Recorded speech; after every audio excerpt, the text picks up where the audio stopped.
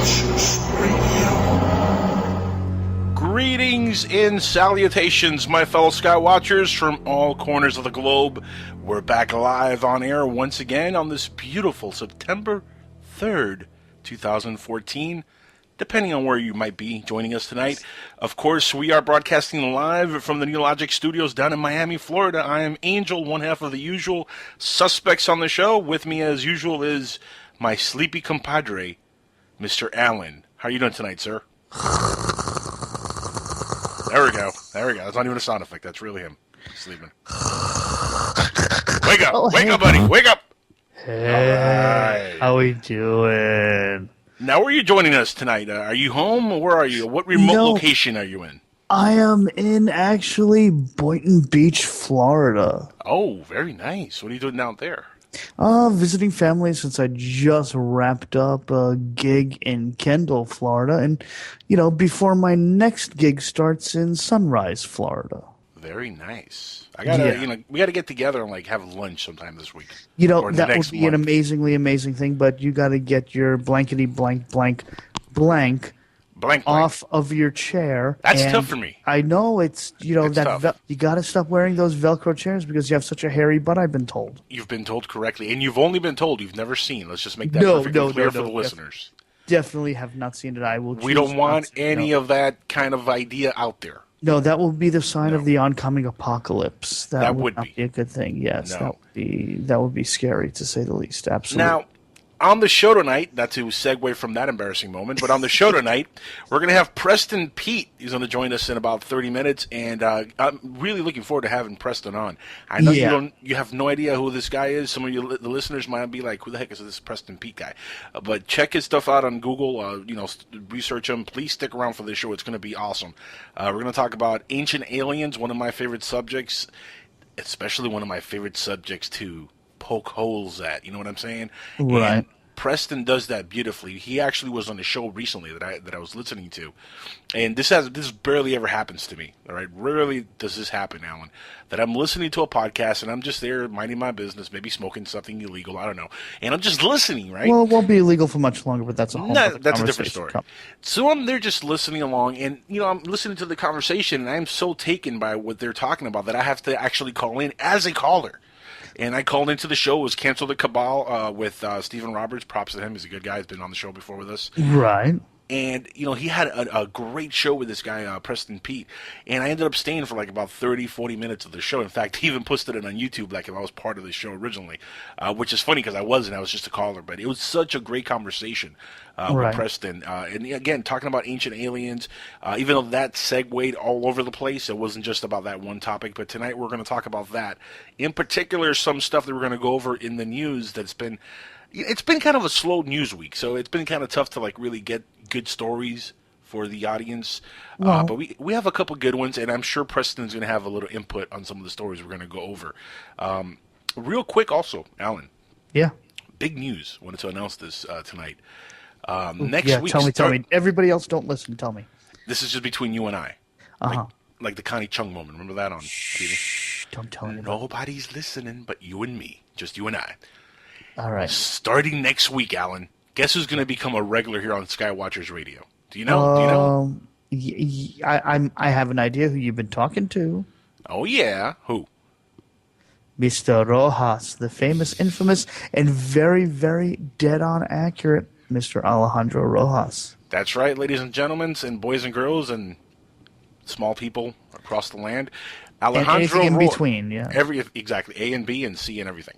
Alejandro Rojas from Open Minds himself is going to join us now on a monthly basis. 2 to 3 times a month he's going to be on the show with us. Of course, we only do 4 shows a month because we have, nobody's as cool as Jimmy Church. They could go, all 5 days a week and hammer it out. We're just not built like that. Yeah. Not yet. All in due time. Maybe all soon. In due time. But he is going to be with us at least 2 to 3 shows a month, and he's going to go over some Open Minds related news on the show here with us, and it's going to become one of our featured news correspondents on the show, which I'm really excited about. Me and Alejandro go back about 4 or 5 years now, and he's a great guy. So having him on the show here as a regular part of the show is really exciting. And I know you and him go back also. How long have you known Alejandro? Because it was funny. You and I lost contact for a little bit a few years ago. And one day, and this is the second time this happens to me. Well, actually, this is the prequel to the first time. Or this will be actually the first time. So what happened earlier with Preston was literally the second time. Or the third, maybe. I don't remember. It's a lot of that illegal stuff going around here in Florida. But anyway, a few years ago, you were on the radio on another really cheap network. We're not going to name names here, but you were on there as a guest. You were pushing this UFO Info weekend convention that you were working on. Right. And I'm just listening in, and mind you, I had just started really getting into the whole internet radio stuff back then. And I'm listening to your voice on Alejandro's show. I think it was UFO Think Tank at the time. It wasn't even... I lose track after a while, but... Yeah, I think that's what it was. So I'm there listening, and I'm like, I know this guy's voice. Like, because I caught the show about 20, 30 minutes in, so I missed the intro and your name and all that stuff. So I'm like, I'm listening, I'm like, this guy sounds so familiar. And then Alejandro's like, so Seth. And I'm like, wait a second. That's the wrong name. Alan. That's the guy. And I called in, and we talked for about 20 minutes or 10 minutes or whatever it was. And next thing you know, now you're co-hosting the show with me, and Alejandro's going to be here with us as part of the show. I think that's going to be an amazing thing because he's always up to date on some stuff that we never get to hear about. Yes, and so it actually I'm a little bit on the excited side. And just to also celebrate a little bit, this is going to help me butcher the English language a little bit less when I'm reading stories. So. Oh yay! Really now? He's going to read you his news? I don't think so. He's going to make you read it. No, I think he's going to be reading. I'm going to make him read. That's going to be part of the plan here. Oh, that's part of the deal. Oh, make him read. Okay. That's going to be a lot of fun. It's going to be a lot of fun. All right. Now, we do have Preston on in about, 20-some minutes is going to be with us here. Excellent. And we have a couple of news stuff that we want to get through. Let's start off with this UFO report. Now, this is a UFO photo that was captured. And again, anybody who wants to follow along with us, go to our Facebook page, facebook.com/Skywatchers Radio. And check out the article in there that's captured. It says UFO photo captured over Cinnamon Brow in England. Now, you saw the picture. I just sent you the link on this thing. Yeah, I did. And I'm saying balloon. What do you think? I don't know, because it does have some luminescence to it. Although I found it really interesting that they someone took a photo of a baby rattler to see if it matches. I'm like, I don't know. I'm trying to think. You know what it is about these pictures, and it's funny because you could do so much trickery with photography. Oh yeah, you could literally throw like a baby rattle in the sky, picture it just right with some kind of a really good camera, and it might look just like that. So you might not be that far off. I don't know. It looks like a balloon, and I see a lot of like weird balloons that people put up in the sky, and it just from far away it looks. Are you trying to like one of those? I think a balloon clown that makes all those cool, like really weird balloon animals did this one and threw it up in the air. That's it. It's a possibility. It's a possibility. Now, the article goes to say here, it says, a resident of Cinnamon Brow sent a local newspaper an image of a strange object in the sky over his home. He and his wife saw several objects at first, but only one was left by the time he got his camera. Chucks. Only one was left. See, at least if you have several objects doing some wacky things, maybe I could believe it. And another thing, he snapped a picture. Why not video? I don't know. Maybe his camera wasn't. Was it a camera or a camera phone? I got no clue. If it was a camera phone, you might not have been able to do that. Well, it says here, Mike. This last name is weird. Mike Mayox. I guess that's what it is. Mike Mayox told this is Cheshire, or am I Cheshire? Cheshire, right? Cheshire.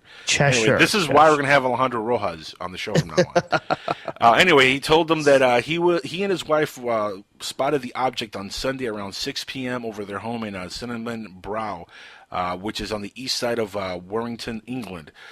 He says that it says, my wife saw two of them at first, but I saw five before going inside to get the camera. However, by the time he was outside, he wasn't able to catch all five objects on camera. He says, by the time I came out, there was only one left, which I photographed using my super zoom camera, full zoom, he said. So super zoom, full zoom, and it looks like a balloon. Huh? No? I'm still not there yet. I'm still not. I don't know. I don't know if Well, it's real or not. he said, and he continued, he said, I have no idea of what it is, nor am I saying it is a UFO. Just some strange objects in the sky which appear to be moving very slowly, but were very high. I think somebody was definitely very high. There's probably a fully rational explanation, but I would be interested in knowing what they are, he said. Technically, the object is an unidentified flying object, so it's a UFO. It's a UFO, yeah. We can't identify it yet, Yeah, but we can't really say it. yeah. We can't say it's extraterrestrial or anything like that. Of course, that's what everybody's jumping on. Extraterrestrial. ETs. Well, It's always ETs. I'm looking at it. I'm just like, I'm still not there yet. I do see the baby rattle now that you mentioned baby rattle. Yeah. Oh, you see the baby rattle at the bottom I of the page? do. Yeah, so much. That's what I'm saying. That's exactly what it looks like. That's what I'm saying. The colors are a little bit different, but any can of spray paint can fix that. It's not that different, though. I mean, remember, it's far away. Maybe there's a little sun hitting it. I don't know, but it's pretty damn close. Pretty darn close. So, baby rattle. I call bat squatch on this one. What do you think? Are you there yet, or are you not there yet? Are you halfway there? I'm almost bat squatched. Almost bat squatch. Well, you got one bat squatch and one almost bat squatch on this one. Again, guys, follow along. Check out the website, skywatchersradio.com. And if you go to the right side there, you see the Facebook tab over. Go inside the Facebook page, and you see all the articles we're going over here. If you want to go directly to the Facebook, it's facebook.com/Skywatchers Radio. Always remember, Skywatchers Radio. It'll take you everywhere you want to go. And going from this story, now, Alan, this is funny because, this story is, an unidentified flying object. It's a UFO. Technically, Right. It's a UFO. We got to call it a UFO. This is the kind of stuff that gets reported a lot. Now, this is a crazy, crazy, crazy number. Do you know how many reported cases there were in August? Reported UFO cases. Oh, God only knows. Just it's August.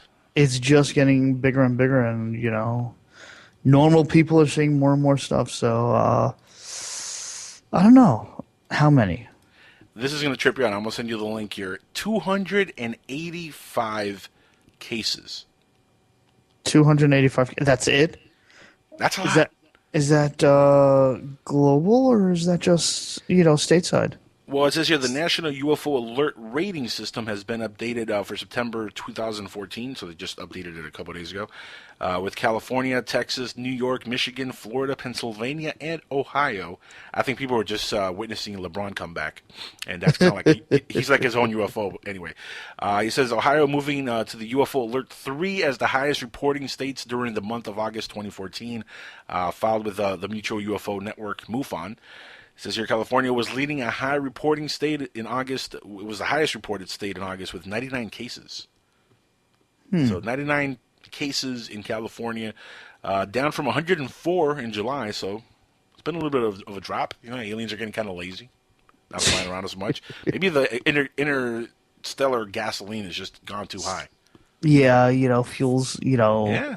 Our fuel prices are going down, their fuel prices are going up. I don't know, maybe. Go figure, yeah. It says here 107 in June, 102 in May, 80 in April.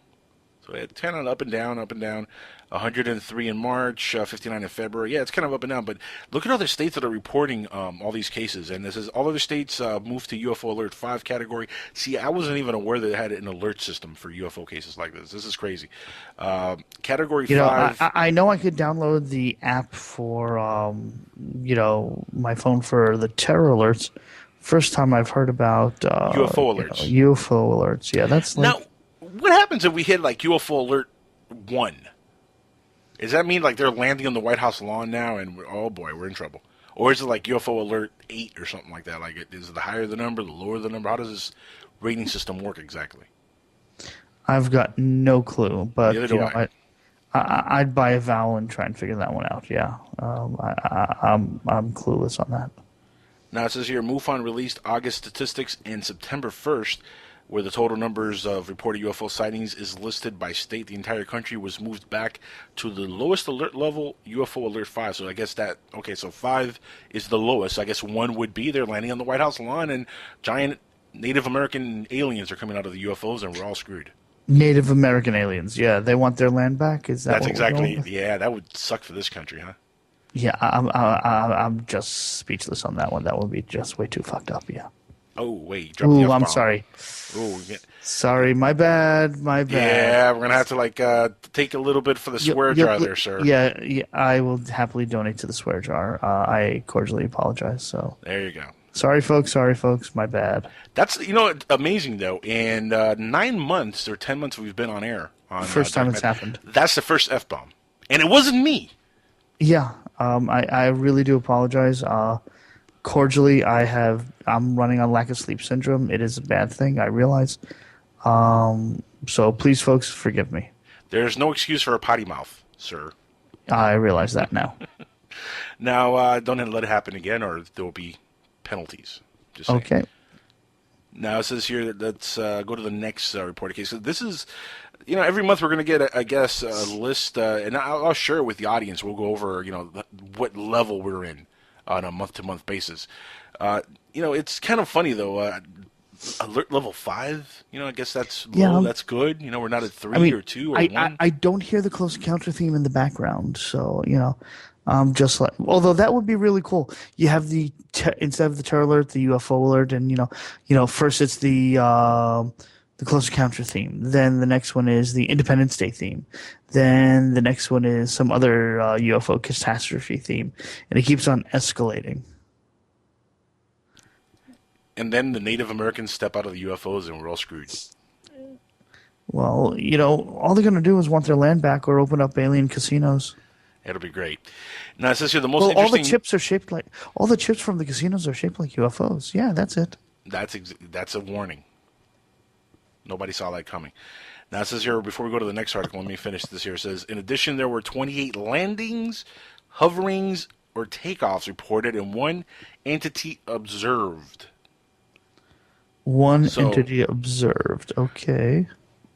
Put that in your mind and think about that for a second. In 285 cases, 28 of them were landings, hoverings, or takeoffs reported. 1 entity was observed. So they saw 1 alien, apparently an alien. It could be a small Asian person in a weird suit. You never know. The most interesting UFO reports, though, do not necessarily come from high reporting states, but those states with higher numbers do account for some of the most interesting evidence to study. While UFO sightings seem to pop up randomly around the country, this list is meant to offer a small insight into where Americans are filing reports. Now, of course, how many Americans that filed these reports are sober? Huh? Well, if they were on a boat at the time, you show me anybody who does any boating that doesn't drink. Exactly. Well, I don't know how many of them were on a boat, but... Well, if they were out on the lake, in the forest, on the ocean, it happens more than you think. And speaking of forest, that's actually a key word for the next story here. Rendlesham Forest, there's a conference that bids to shed more light on the Rendlesham Forest UFO. Now, are you familiar with the whole Rendlesham Forest UFO? As a matter of fact, I'm very reasonably familiar, yeah. Very reasonably. I'm familiar with the Rendlesham Forest situation. Okay, cool. Now, it says here, it's a mystery that has captured the attention of both skeptics and believers, for more than 30 years. It's crazy. It's been 30 years since the Rendlesham Forest case. That's crazy to me. Time flies. I remember hearing about that when I was like a young kid. I'm like, Rendlesham Forest, that's so cool. I wonder, if it's really aliens. And now it's been 30 years. It just makes me feel old. But it says here, in 2 weeks' time, a gathering of witnesses, researchers, and authors will attempt to shed new light on the extraordinary series of events often described as Britain's very own Roswell. What other things can they shed light on? What haven't they spoken about yet? Your guess is as good as mine. I mean, it was on a U.S. military base, so they pretty much, they did all the research they could so far, right? Yeah, you'd figure, right? Now, it's like we're going to shed new light because our seminar fee is only $400 because we have new information that's going to be so incredibly shattering that you'll pay the whole whopping $400 for it because you need to know that one piece of information that they totally left out, which was dun dun dun the person's name. Yeah. The person's name that recorded something. Some guy who was a mile away and he recorded a light in the sky towards the that's forest. Look, honestly, and you're absolutely right, and I know we're being a little bit, comical here, but what kind of information could they possibly come up with 30 years later? Seriously. Yeah, Seriously. I mean, it's been 30 years. I mean, look. And, they interpreted the hieroglyphics or the glyphs that were on the ship. There were no hieroglyphics. I mean, the guy saw a light, and he was in the forest. There was, there was a lighthouse not far away from this thing. No. The Rendlesham incident. They actually were talking about where that there was actually some military police around the other triangular vehicle that landed, and it had glyphs on it of some type and all that. Well, that's part of the story. Okay, true. That's part of it. Yeah, that story that didn't come out at first. That came out years later, so. Oh, okay. Yeah, go back to the initial report. Now, it says here, among the guest speakers lined up to appear at the Rendlesham Forest Incident Conference 2014 in Woodsbridge, like I said, later in the month, it says here, our former U.S. Airman John Burroughs, Larry Warren, ex-detective UFO Truther magazine Gary Husseltine, and Brooklyn-born paranormal researcher Richard Dolan. He's awesome. Love Richard Dolan. Good guy. It says here, it is the third event of its kind in recent years, following similar meetings in 2010 and 2012, all promising to shed new light, but none of them did. So now this one's going to be the real one, shedding new light. So please go to this one. It says here, they promise to expand on the mystery that, in the words of one speaker, grows deeper by the day. Okay. How? I'd buy that for $1. How is that even possible? Accusations of a cover-up, doublespeak, and obscuration, or I'm not even going to pronounce that word, have only amplified the recent years with officials. That's a tough one for me, dude. I'm sorry. It says, with officials' explanations labeled by some as nothing more than distraction from the main event. Mr. Burroughs, which we all know what the main event was. The incident. Mr. Burrow was one of two American servicemen, along with Jim Pennington, to first report the encounters with the unidentified craft in Suffolk Woodland, near the East Gate at RAF Woodbridge. The retired sergeant, let me scroll down, will talk about the persistent health problems which he attributes to the experience. Of course, it couldn't be old age or just No, I mean, I have heard of bad some of health. the people that were involved have some type of radiation poisoning of some type. Well, couldn't it be the fish in that area? Maybe they ate some bad fish. No? Beats the blankety blank out of me. I don't Wish know. I would have used that blankety blank word earlier, but Sorry, I didn't catch myself. anyway. It says here, let me see, the retired sergeant will talk about the president's health issues, blah, blah, blah, like we said that. Go to the next part of the story here. Mr. Burroughs, who also plans to revisit the site when he arrives from Arizona, recounts the declassified UK intelligence study revealing that the Rendlesham incident was an example where it might be postulated that several observers were probably exposed to unidentified aerial phenomenon, radiation. So there you go. That's your radiation. Yep. See, I know what I'm talking about. I'm up to date on stuff. Of course you are. Mr. Barrow claims that he has been denied access to medical records he believes contain information that would allow proper treatment for injuries sustained in the line of duty. He said, does it really matter if the origin was extraterrestrial in nature or covert human military in nature? Now, that's what I'm thinking this was, just some covert military exercise, and these guys just kind of saw it. That's just my personal take. A lot of it, of course, is the mystery that's built over 30 years. You would want to think it's aliens, right? You would think. Makes the story a whole lot cooler if it's aliens. So True. I'm hoping when they discover it's aliens. But you know what? They're going to have conferences for this stuff for like the next decade and a half, and they're never ever going to come up with really any new information that they have not already shared with the audience. I mean, let's be real. The only thing that they could come out with is that they have some more government documents that were, released by the Freedom of Information Act, which are totally redacted, which do us no good.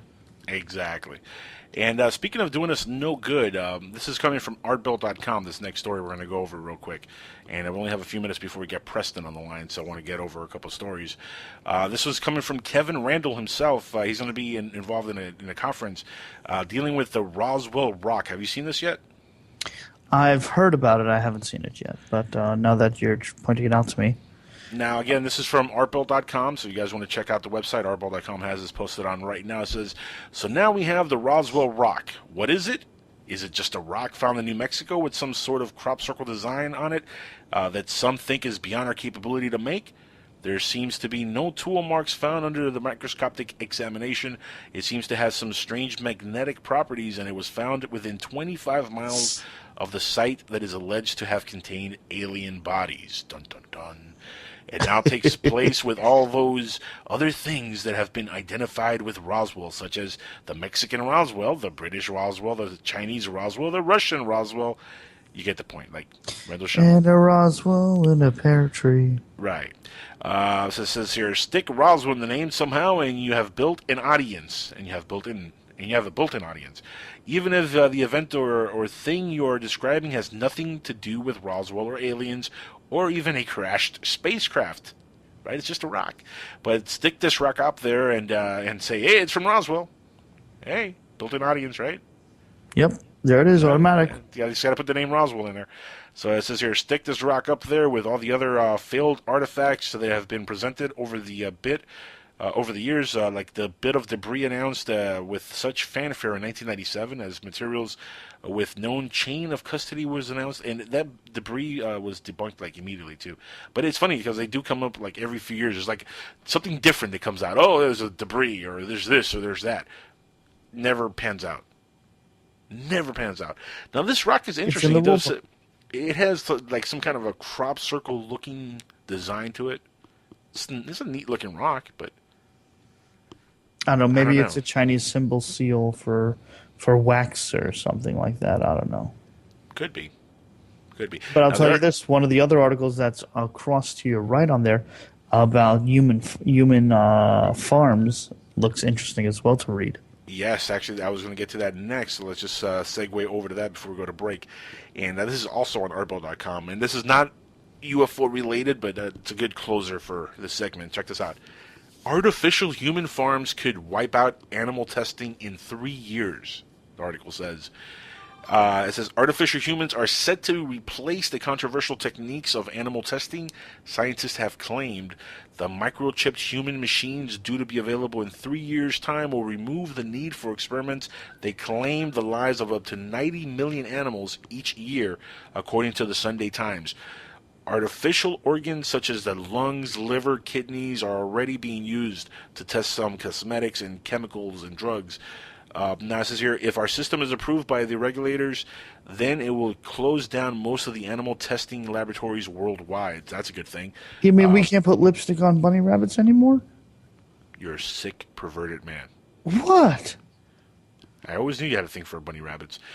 A tissue engineer from the says here, Tennessee University, Tennessee, I guess, in Berlin founded the tissue.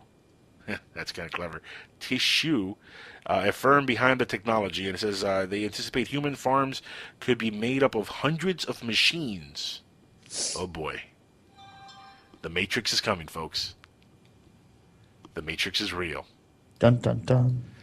And you know what else is real? Our commercial break we got to take now and get Preston Peet on the line. So, guys, stick around. We'll be back on Skywatchers Radio. If you guys want to join in, open lines, you know the drill. Call in, join the fun, 786-245-8127. Don't hesitate. Become one with Skywatchers. We'll be right back. All right, everybody, we're back on Skywatchers Radio right here live on the Dark Matter Radio Network.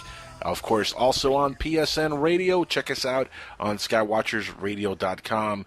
Without further delay, we have our guest of the evening, Mr. Preston Peet, is on the line with us. Preston, welcome to the show. Thank you for being on with us on Skywatchers Radio, my friend. Good evening, Angel. Thanks for having me, Alan. Thank you, both of you, for having me on tonight. No worries. My pleasure.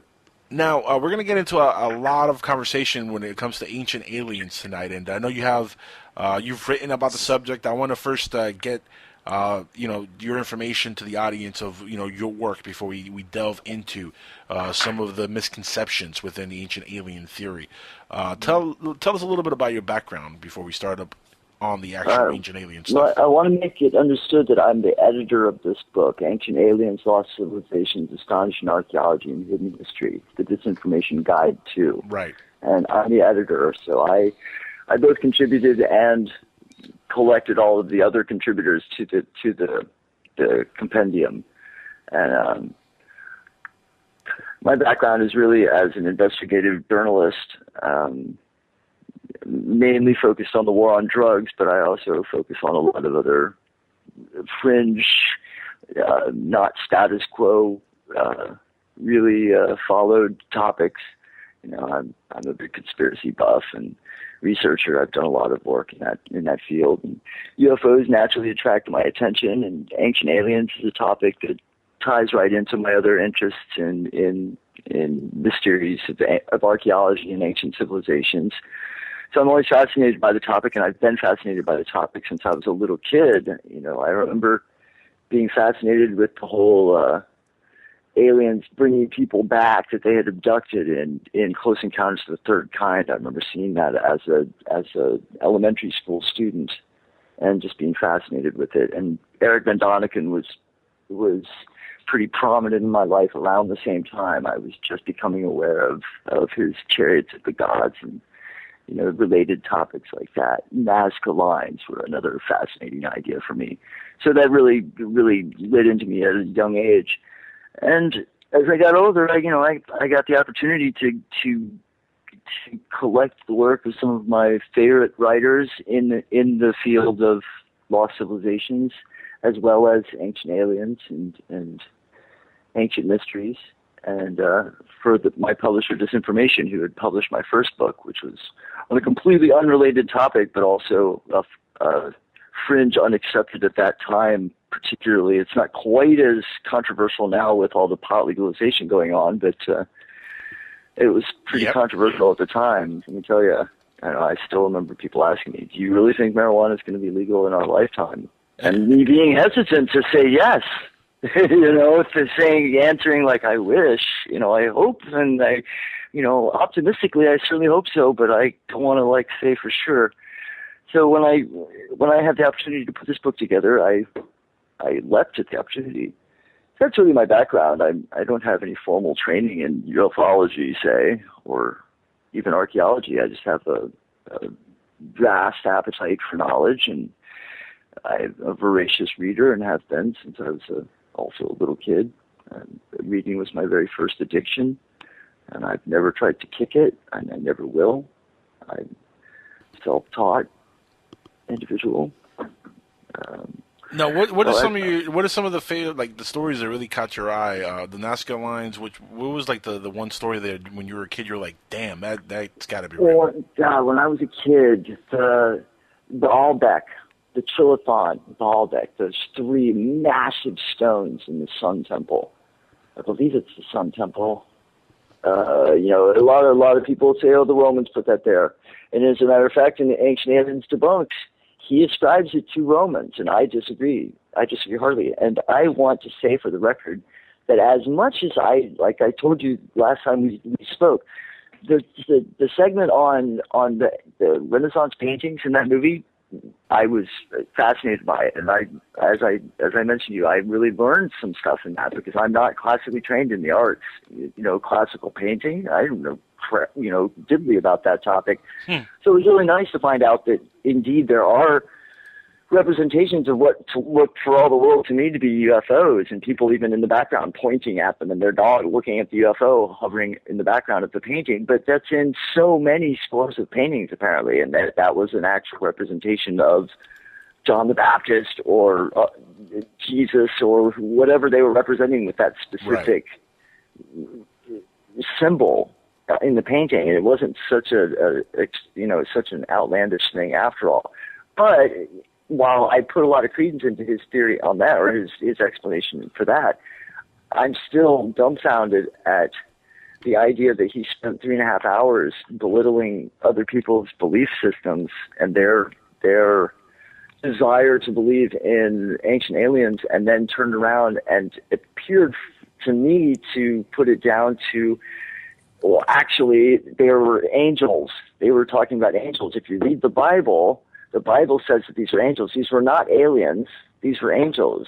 And he really made a real Christian slant to it, which is fine. I don't have anything against the Christian slant. I just thought it was interesting that he spent so much time saying this belief is wrong because you must believe in this story. Because I think there's just as little proof, concrete proof for his version of events as there are for ancient aliens' version of events. Back to like the that question. regard. That goes back to like the question of what are angels in the Bible, or were Right, they misidentified aliens? You know, just they thought they were angels or spiritual of some kind. But... Right. It all depends on your interpretation, right? You know, and how much, like who was it, Carl Sagan, that said things that we don't understand, like science today would be magic to people in the past, and in our future, things that are just commonplace will seem like magic to us. Technologies, teleportation would seem magic to me. Right. If somebody from one room to the next, or from one country to the next, that Star Trek would seem magic to me. Right. Just like my cell phone would seem like magic to Wyatt Earp. Can you imagine like building a time machine, going back just 100 years, and taking back like an iPad or a tablet or a smartphone? And, obviously it won't work back then. You won't be able to call anybody, but just to be able to show like them that technology, people will be like, wow, that's sorcery, that's magic. Right. You would have to have some way to prove to them that it did work. But yeah, that was the first thing that occurred to me too. Yeah, well, you need to take back the cell phone tower and somebody to actually be at the other end for you to demonstrate. But yeah, I would love to do that. There must be some technology we could take back where we didn't have to jump through that many hoops.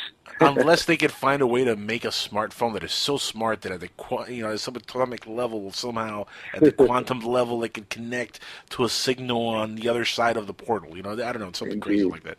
It's funny because there's a video from a Charlie Chaplin movie that surfaced a few years ago. I don't know if you guys have seen this, where there's a lady walking in the video and she could be seen with what looks like a cell phone in her ear, and she's like yapping away. Charlie Chaplin. Obviously, Charlie Chaplin. There was no cell phones back then, so. Interesting stuff. I mean, that could be proof of time travelers. It could be just coincidence. Very well could be. It could be somebody adjusting the brim of their hat in some odd way, or they're tucking their hair behind their ear, and we just can't see it from the angle the photo is taken. But yeah, that's very interesting. Now, being an editor of this book and collaborating with a lot of folks, I know, off air we were talking about some of the folks that collaborated with you on here. Giorgio Tsoukalos, one of our favorites from Ancient Aliens, as I like to call him, the hairdo. Yeah, he gets a lot of commentary online about his hair. The hairdo Tsoukalos. About his man. Was it you that said he had a whole meme industry? Man, I'll tell you what, nobody in ufology has had more funny memes online than Giorgio Tsoukalos. Nobody. I don't think anybody has. And the punchline in every meme is always aliens. It's aliens. Yeah, it's aliens. My favorite one is, and I'm sure everybody knows exactly the meme I'm talking about because you guys have seen it. If you've Googled Giorgio Tsoukalos, you've seen some of the memes. My favorite one is one that is, the typical pose. He's there with his two hands stretched out, or his hands are out like he's about to say something. And it says on the top, the caption says, "Dollar goes in, soda comes out," and the bottom says, "Must be aliens." Yeah, right. It's a tight answer. Yeah, I have to admit my jaw hit the table when I first saw him explain his Atlantis theory on the Ancient Aliens television show, where he postulates that Atlantis was not a continent per se. It was actually a gigantic spaceship that lifted up out of the water and up into the clouds, I take it, even though it explicitly says in the myth or in the tale that it sank beneath the waves. He wants it to go up into the air. Okay, more power to you, my friend. He completely lost me with the whole Puma Punku section of the whole Puma Punku video on Ancient Aliens. They kind of lost me on that. I mean, I'm sure you're familiar with Pumapunku, right? Oh yeah, absolutely. I'm fascinated with the place. I think it is very fascinating, and that's another thing where that Ancient Aliens Debunked movie. Yeah. Very interesting take on it, and some of the stuff he had to say made sense, but the fact that Pumapunku is built at such an extremely high elevation, it is above the tree line. It is on the barren plateau as far as I know. It is now, but we're talking about something that happened a long time ago. Absolutely. You're right there. Got to keep that into perspective. There's postulation that the land there has risen. That lake wasn't always the way it was. That it was connected to the sea at one point. That there's evidence of harbors in that place. That there was actual water. I hesitate to say seafaring, but if it was connected to the ocean at some point, which is the theory I'm discussing, then it's quite possible that there were ships coming in and out of that place, say 10,000 years ago, 8,000 years ago, however many thousand, because there's, mainstream archaeology says, oh no, it's only 2,000 years old, 1,000 years old. Right. The Incas built it. Whereas other researchers, going back as far as Poznański, I believe is how you pronounce his name, Arthur Poznański, who in the turn of the century, early 1900s, did a lot of measurements and came to the conclusion that it was the oldest city on the planet, basically. That he put it as old as archaeologists are saying that Göbekli Tepe is in Turkey these days, 12,000 years old to the end of the last ice age. Yeah, I believe Graham Hancock goes into some deep detail about it in Fingerprints of the Gods. But, then there's the idea, well, those stones might not be in their original place from when they were first set. If the ground moved, how does he know that he's measuring the correct measurements? That's one question that always came to my mind. If the ground rose or sank, it wouldn't. Well, that and also the adjacent towns nearby they've looted that area. I mean, they've gone in there and taken all kinds of things. They've gone in and gotten stone. Absolutely, They've taken a lot of stone away. Absolutely, just like they did at the Great Pyramid. They took a lot of those casings away. When the casing stones get damaged by an earthquake, it makes it a lot easier to just go and take stones. I mean, they've dismantled entire pyramids in Egypt, carted them away that we're just now finding out about. I don't know if you've seen that documentary about the Band of Peace. It's like one of those 4-hour documentaries about ancient Egypt. It's online. You can catch it on YouTube and stuff. And one of the episodes, I believe it's on that show, one of the episodes they discuss a pyramid that's like one over in that Band of Peace where nobody knows about it. There's no tourists that go there really, but it's an entire pyramid like the Great Pyramid, or it's not quite that big, but it's nearly that big, except that it's all gone. It's only the underground parts that are left to it. There's nothing above ground hardly at all left to this pyramid. Was it used for something else? Or the natives came and they took all the stone away and took it into Cairo, basically, and built up sections of Cairo or whatever city is right next to that. I believe it's Cairo. I believe it's still Cairo. I think you're right, yeah. Preston, how disappointed are you when you read or you do your own research on some of the stuff that you've looked at in the past from ancient alien lore, and you find out that there's a perfectly reasonable explanation that is not even alien related or connected? I mean, how disappointed do you get? I can't say I'm ever disappointed, really, because all knowledge to me is interesting. I'm always fascinated to find the answer, whether it's the one I'd prefer it to be or not. You know what I mean? I mean, just because it's not ancient aliens doesn't mean I'm going to go to bed all blue. But, there are plenty of times I go, oh, darn, that's, I really wanted that to be aliens. Right. But, as I got older, I know the pyramids weren't built by aliens, or at least I've decided that the pyramids weren't built by aliens. Because I can't say I know anything. And that's well, let me ask you, if they weren't built by aliens, what are you saying is the date of when it was built? Oh, I definitely ascribe them. A lot of the architecture, I can't say all of ancient ruins, and even Giza Plateau, but I think that the Great Pyramid and the Sphinx are both examples, and the Sphinx Temple, in front of the Sphinx that's down, however many meters below the surface of the ground. I think that's a lot older than mainstream archaeology says this. I think that Robert Schock was right. And didn't they carbonate the Sphinx and it was like more than 20,000 years old or something like that? What's that? Didn't they carbon date the Sphinx, or was it? Well, like they didn't carbon date it. You can't really carbon date a sculpture. Water date They it, or whatever decided, it was. yeah, because the water erosion. Right, that's what it was. Yeah. Robert Schoch said 7,000 years ago. He wouldn't go older than 7,000 years at the time because there wasn't anything else on Earth that he could point to and say, well, it's, there's a precedent there. There's something. Wait till Antarctica melts, then we'll see some stuff. Right.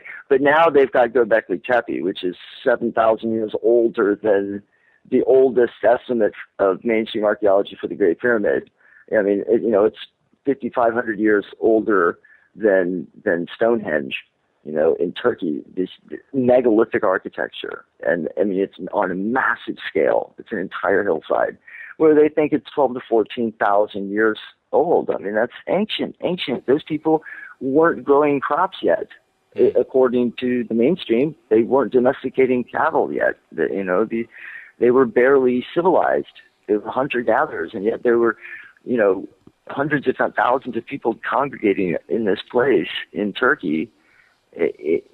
At the end of the last ice age, literally, the ice age was still raging, and these people were gathering and constructing megalithic architecture on a major scale and transporting these stones miles and miles and erecting them and carving them intricately. I mean, it's fascinating. So there had to be I say that civilization definitely extended at least into the last ice age. There's so much evidence of modern humans to ancient dates. You look at some of the carvings that have been found, just like the little figurines that they can date, 40,000 years old. Some of these Venus carvings in Europe alone.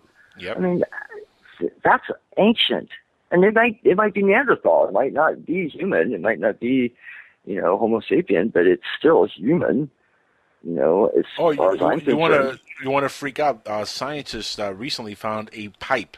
Okay, it's a pipe for some kind of piping system. Oh yeah, in China, that is 150,000 years old. What? Oh, I totally missed this story. Oh, this is a crazy story. Look, check this out. It says here, 150,000-year-old pipe baffles scientists in China. It says out of place in time. That's the article. This is a crazy story, and it looks like a water pipe or some kind of a pipe from a piping system. And they had a whole row of them they found in China a while back as well. A bunch of them. And now we're talking about pipes that are 150,000 years old. What does that say about mankind on this planet now? Look, it's been my theory for a long time, guys, that mankind has evolved on this planet for a lot longer than we've been given credit or even given knowledge of. And we've evolved several times. Maybe when an ice age comes, we have to kind of like live a certain way until the ice age goes away. Because the planet goes through this climate change over and over and over. It's a cycle, it just keeps happening. I don't think that we cause global warming. Absolutely. In fact, I saw a video a couple nights ago which made me crack up. Check this out. It was about what's his face? Al Gore. Al Gore, exactly. It was a video with Al Gore where he was saying 7 years ago that in 2014 the ice caps are going to melt and we're all going to be underwater. It's 2014. Well, there's more ice than there was before. I have no qualms. I have no qualms personally taking partial credit for global warming. I have no problem saying, yes, my contribution has definitely been average for the last 40-something years. I've definitely been working hard at warming the planet, and I probably will till the day I die, and so will the rest of humanity. But you're right in that there are cyclic occurrences of ice ages and warm spots, and that we extend so much further back because there's like Barbara Ann Clow wrote in her classic book, Catastrophobia. We are a species with a catastrophobia, a phobia of catastrophe. We don't like to discuss catastrophes. The idea that we can get wiped out in an instant by either a mega volcano, a tsunami, or an asteroid strike that hits us and decimates us. We have a calamity that's on such a large scale that the only people who are left are people who are, say, uncontacted tribes in the Amazon. These are the only people that manage to survive. This is obviously a pretty extreme postulation, but I think it's quite possible, considering the time frame that we're discussing. if there's a 150,000-year-old pipe system that they've found now in China, say, okay, or this pyramid in Gunung Padang, I think is how you pronounce it, that Graham Hancock You're asking the wrong person for pronunciation advice. Yeah, I think it's Gunung Padang, and Yeah, it's in good enough for me. I believe it's in Thailand. It's in Indonesia, excuse me. That's Thailand, right? Is Indonesia Thailand? Yeah, close enough. Sounds right. It's pretty close, yeah. They have a pyramid there that they think goes back to about 22,000 BC, perhaps. If their dating winds up being confirmed, and this is another one of these oldest structures now on the planet that they're thinking, there's been a lot of postulation about that part of the world seeing hundreds of square miles of land, if not thousands of square miles of land, disappear at the end of the last ice age. Yep. So that so much of what they may have constructed is now under the ocean. It's under the waves. Yeah. So we're not going to see it. You look at Nan Madol in the South Pacific. Like I said, I'm waiting for Antarctica to get... right. That's great. Yeah, absolutely. Antarctica is a perfect example. It's quite feasible that that's a landmass that at one time, haven't they discovered forests, petrified forests in Antarctica? I could swear that they found, fields of petrified tree stumps in Antarctica. Well, I don't know about Antarctica, but check this out. It says here in a mysterious pyramid in China. That's where they found these pipes in a pyramid. So let's keep that into perspective here. It was near a pyramid. It was in a pyramid. Okay. Right. So it says China's Qinghai province. It says here near Mount Bangong. That's what it says here. Are these caves filled with these pipes leading to a nearby saltwater lake? So these are definitely, from the looks of it, they're water pipes. Right. Wow. These folks had water pipes. They had running water. And they're iron pipes. The iron pipes, which would last 150,000 to 200,000 They're not years. even clay. They're like iron, smelted iron. These people were creating pipes with iron, folks. Okay, That's they had incredible. Technology beyond what we give them credit for. And this is, and going back to my statement earlier that we've evolved several times, and I believe this wholeheartedly. A lot of the lore, like Atlantis, for example, Atlantis could have been somewhere like in Africa, could have been Atlantis for all we know, or somewhere in the Middle East for all we know. After the evolution of the planet and things happen, Ice Age come and goes. It actually reminds me of your comment about all the Roswells around the world, the Chinese Roswell and now we have the African Atlantis and the Atlantis in America. I actually published an article in my book that we're discussing sort of. Atlantis in America, and because I'm fascinated with the idea that he meant, Central America and northern South America, even North America. You look at all of the ancient dwellings. Poverty Point in Louisiana, it's just like nearly, between a quarter and a half mile in size. This huge amphitheater-sized structure, or amphitheater-shaped structure that's. It's a mound, but I think we were discussing this the other day on the other program. Mm-hmm. These mounds seem like, it's really low tech, but in actuality, it's not just piling on baskets of mud. It's piling on baskets of mud on top of clay, on top of pebbles, on top of grass, each layered so that it's specifically engineered to allow water to seep through it and not erode away the mound, so it does last for a few thousand years. So we're still watching, we're still walking over them and having to, move them to put our highways through and our golf courses and whatever else we have to do to destroy them to put our civilization down today. These structures, maybe that's what he meant when he was talking about Atlantis, that it disappeared, because Cuba and the Bahamas that's another region that lost a lot of land at the end of the last ice age. Correct, yeah.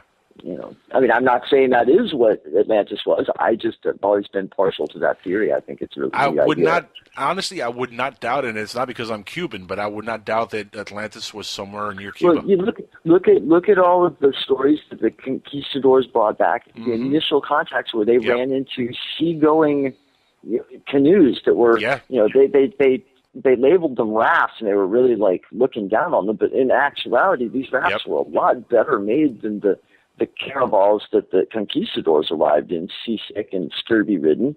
And these people had built these very intricate, very highly, technologically designed rafts that allowed the water to just flow through them and not swamp them and not sink them. And they used these, instead of the keels, they used, I forget what they're called. They're large flat stones that they would slide in and out of the raft at different points to use as a keel instead of the actual firm keel that they build into a ship today, or that the Spaniards were doing, which allowed the ship to roll a lot more and make them all seasick and stuff. Well, these boats that the Indians were cruising around miles from land. I mean, they couldn't see land.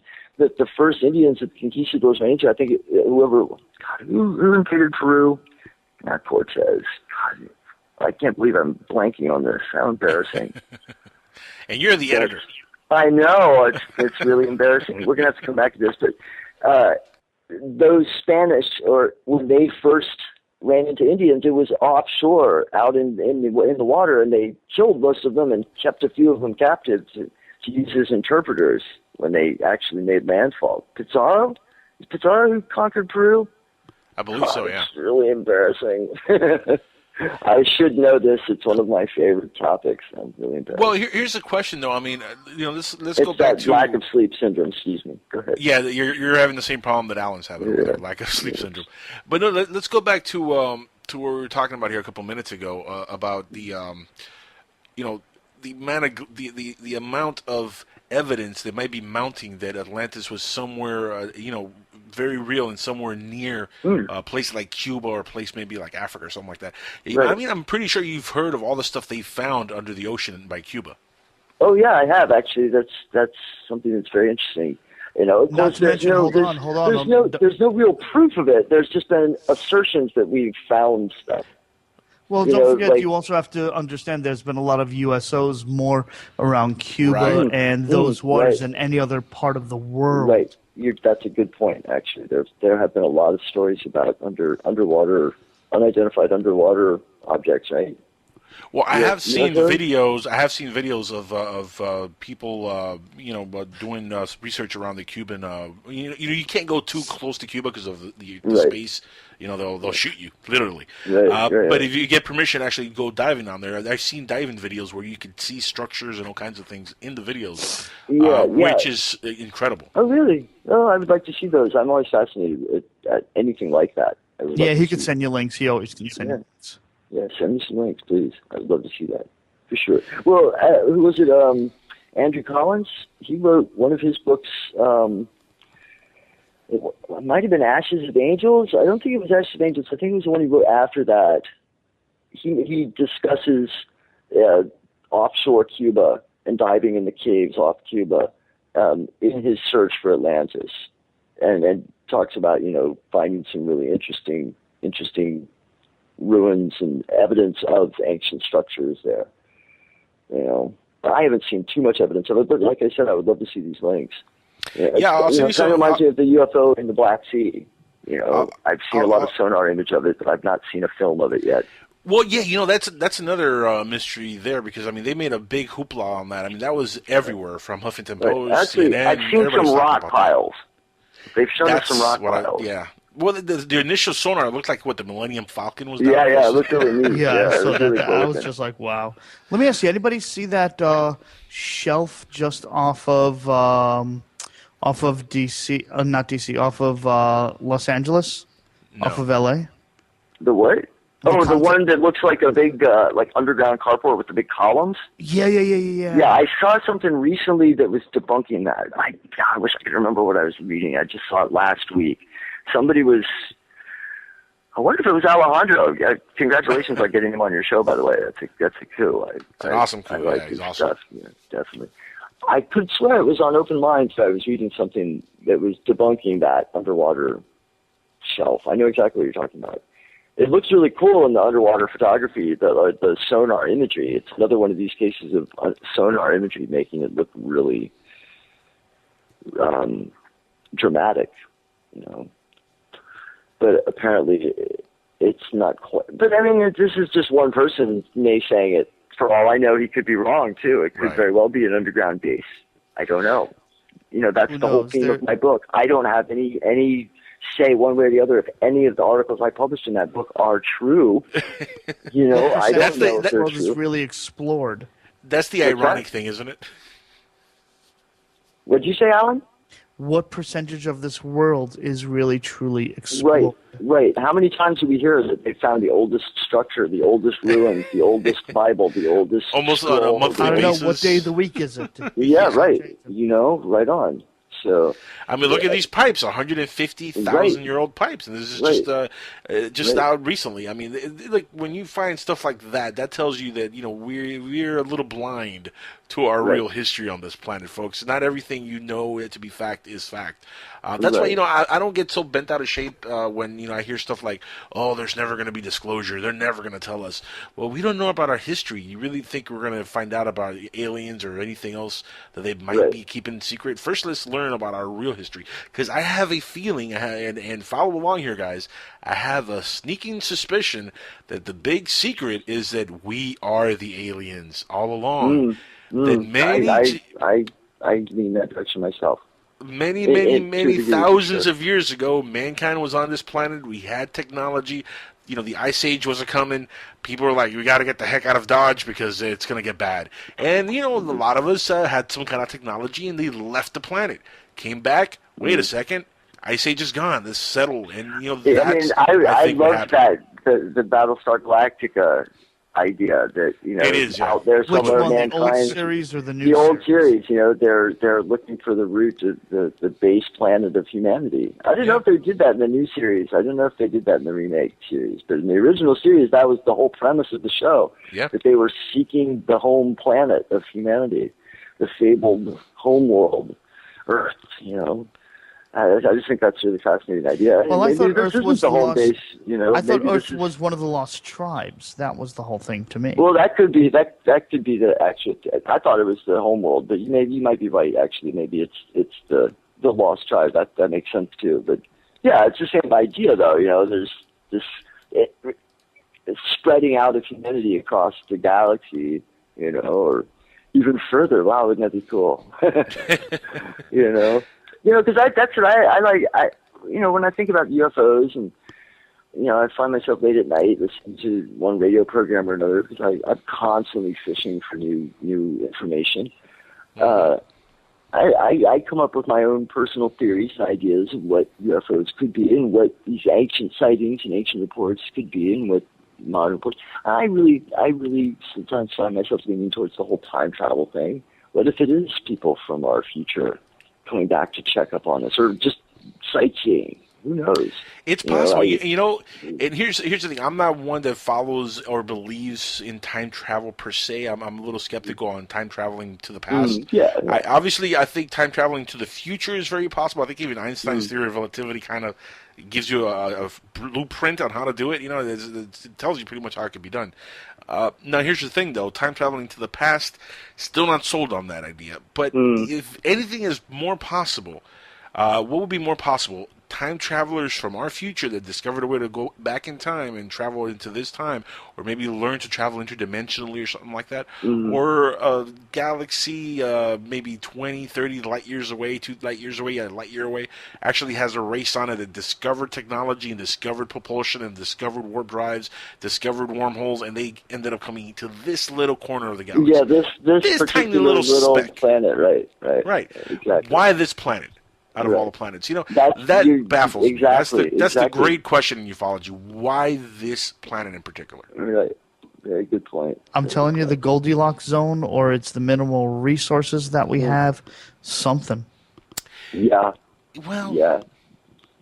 Here's I think the thing. I'd like that Goldilocks zone idea, because that's what we're doing, right? Isn't that how we're searching for? Well, that's what planets? we're looking for. Doesn't mean we're going to be able to get there. But we're finding that is what we're using as a criterion for white planets. We're finding. We're searching. We found already hundreds and hundreds of planets in the Goldilocks zone. Right. Within our own, Milky Way, within our observable part of the galaxy. So, I mean, just the fact that we're finding hundreds of them out there, that means it's pretty common. So, again, why this little planet? Why so many? 258 reported UFO cases last month. Yeah, I heard you say that. That's really interesting. That's crazy. Seems like a pretty good number to me. It That does. seems like And a pretty high number. And we're now in Like, alert on the level record. 5, by the way. We're doing pretty good. It's not too bad. We're on alert level 5. Oh yeah, that's interesting that they have an actual threat level. Isn't that funny, huh? Is it a threat? Is it a threat level, or is it just like an alert level? I think Does alert it level say? 1. Alert level 1 comes with like the caption, "Oh snap, it's hit the fan." Guys, stick around. We're going to be back in a couple minutes here. We got to take a quick commercial break on Skywatchers Radio. This is the Dark Matter Radio Network and PSN Radio. Stick around. Call in 786-245-8127 is the call-in number. We'll be back in 2 and 2. All right, everybody, we're back live on Skywatchers Radio. If you guys want to join in on the conversation, I know there's a lot of people listening in tonight, so if you guys want to call in, if you want to drop in your 2 cents on the whole ancient alien theory, if you think Atlantis wasn't in Cuba, but it was somewhere in Chile or somewhere near your country of origin, please call in, let us know. Debate us, whatever you want to bring up. We're open to debate, so please call in 786-245-8127. Also, if you guys have Skype, easy way to get through, just look up PSN Radio on your Skype. It'll connect right to us, and we'll take your Skype call. Also, we will take your questions, by the way, on Facebook. If you guys go on Facebook and drop a question in there, I'll try to get to it and read it. You can go to the PSN website also and check out the chat room in there and drop a question in there, and we'll go ahead and read it on air as well. Now, getting back to the conversation with our guest, Preston Peet here, who is, of course, the editor of a book dealing with the ancient astronaut theory, and ancient astronauts and ancient aliens and all kinds of ancient stuff. And, of course, we're talking about the ancient pipes found in China. 150,000-year-old pipes in China. That is bananas, man. Bananas times 3. 150,000-year-old pipes.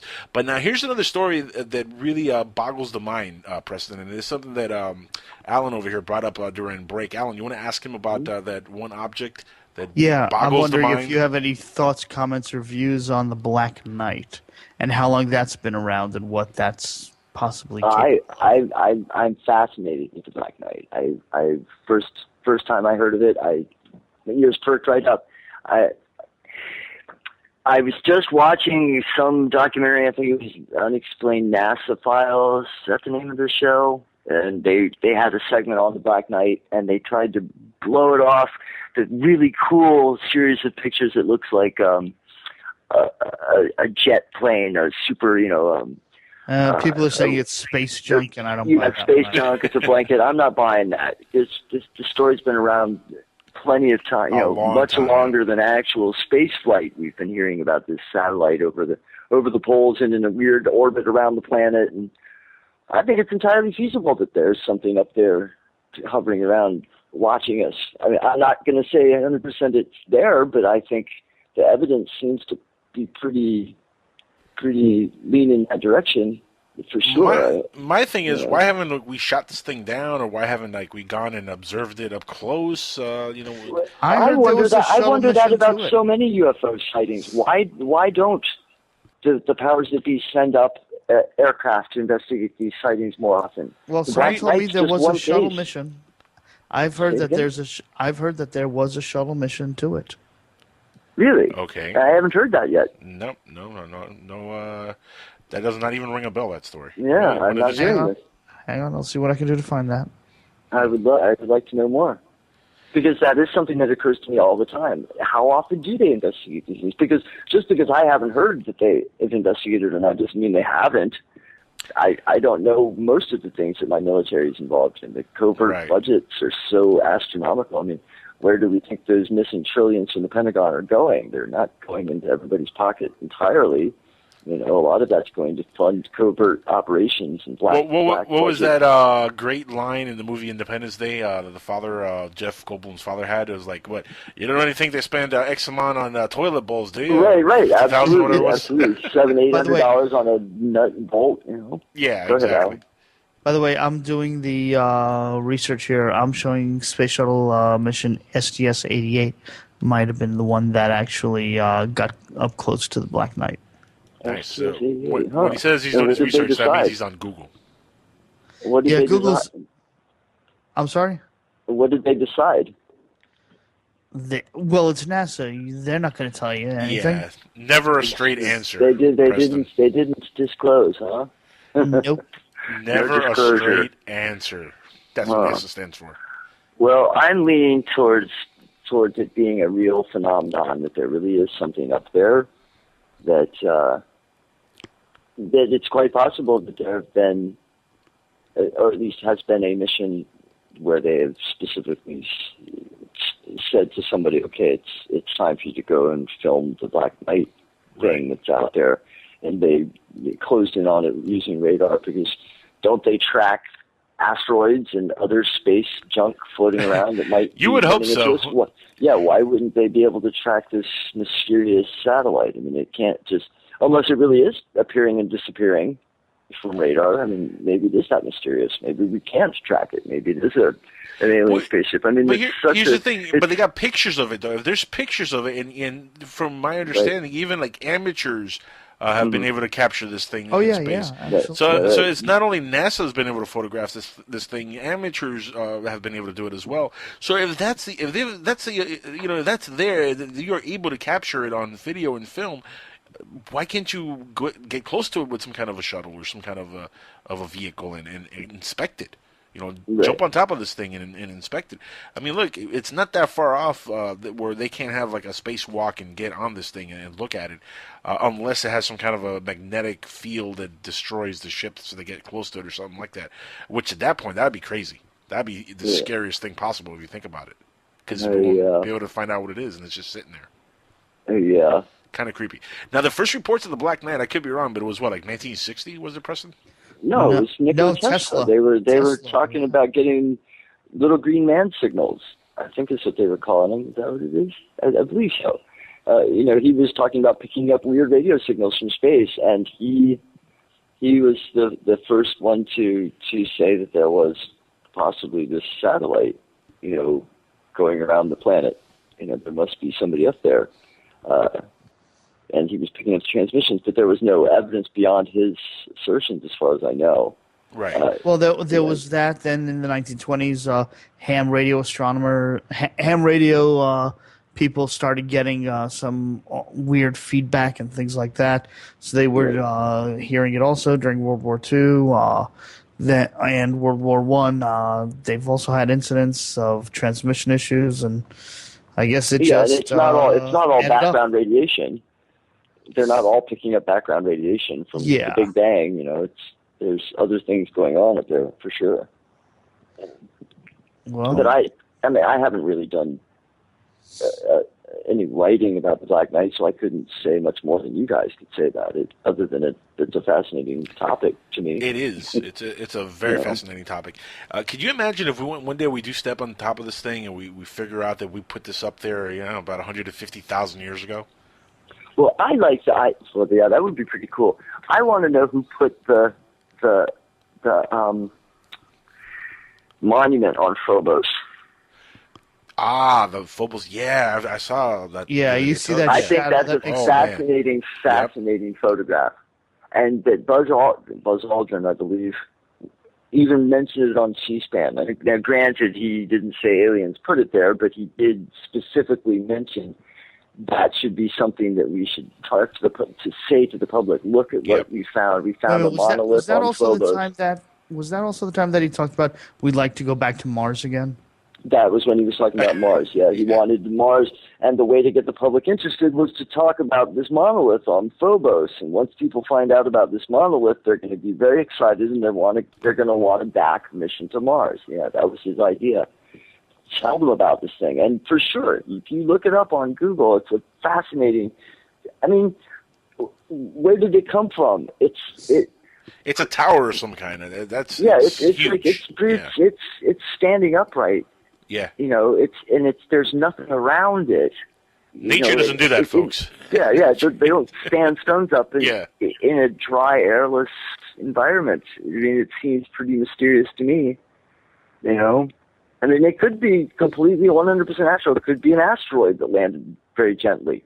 But I just don't think so, An asteroid that creates that kind of a shadow. Yeah, right. Yeah, I'm sorry. Doesn't seem very feasible to me. And of course, the alternative is pretty out there. The idea that maybe some civilization actually did put. Granted, why would they? But then there's the whole idea that Phobos itself is artificial. Wouldn't that be cool to land on Phobos one day and find out that indeed it is hollow, and that indeed it was a space station of some kind? A space station. That would be absolutely phenomenal. I would be so excited. Well, Absolutely. A lot of people think also, Preston, that the moon, our moon, is a space station, and that that it's hollow as well. Which, look, if you're going to observe a planet's evolution over the course of billions of years, you might want to put a space station somewhere like really close to the planet, like say on the moon, perhaps. Possibly. It's a possibility that maybe the moon is a space station of some sort.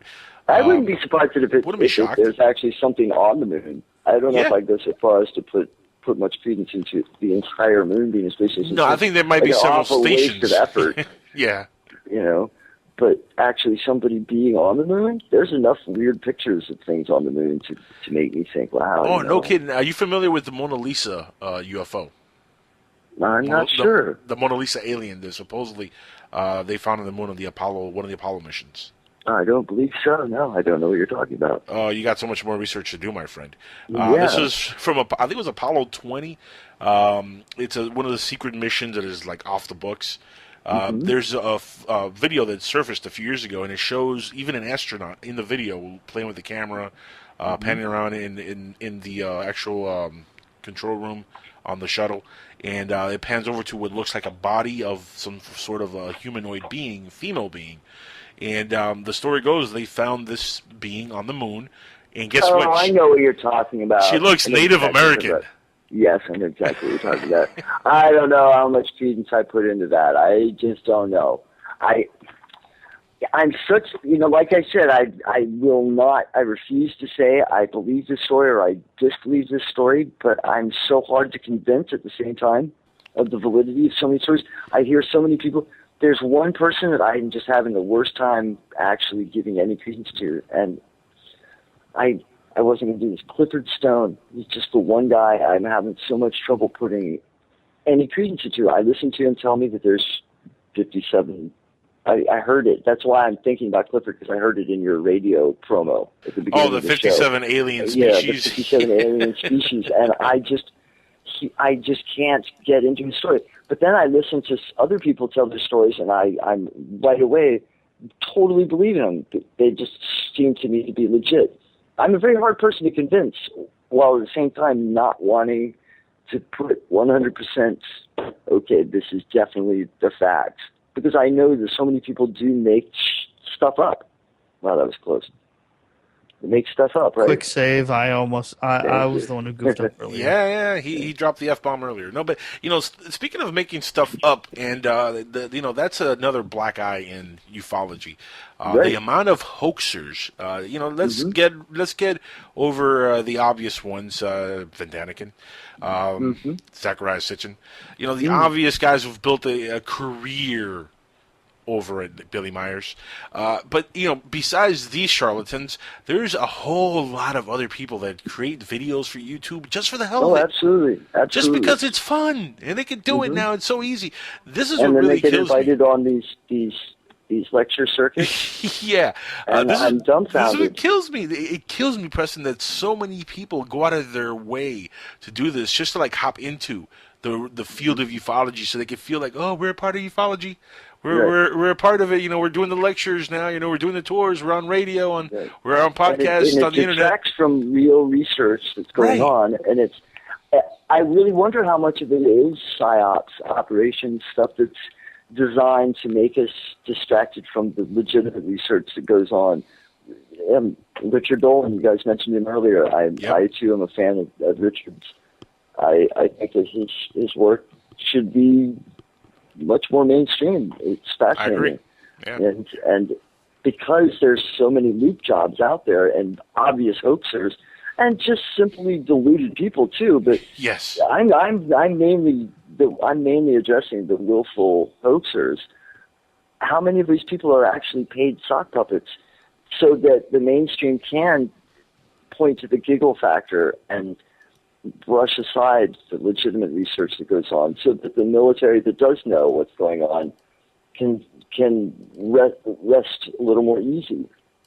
Do you know what I mean? Because it makes it harder for people to pay attention to the legitimate stuff. You know, and I'll go a step further. I'll even say that they don't even have to pay people anymore to do some of this stuff. People enjoy it just for the notoriety. I mean, let's take a look at a very famous person in ufology who is in a lot of hot water right now, Stan Romanek. Yes, I was just thinking him, actually. Yes, absolutely. This is a guy who came forward saying, "Oh, I have this fascinating video of an alien in the window. It's an amazing video. When you guys see this, it's going to blow the cover off of the entire thing." And it is one of the hokiest videos I've ever seen. It's clearly a fake. Terrible acting in Stan's part. I've interviewed Stan. He's a nice enough fellow when you talk to him in person, but how many hoaxers are not nice people?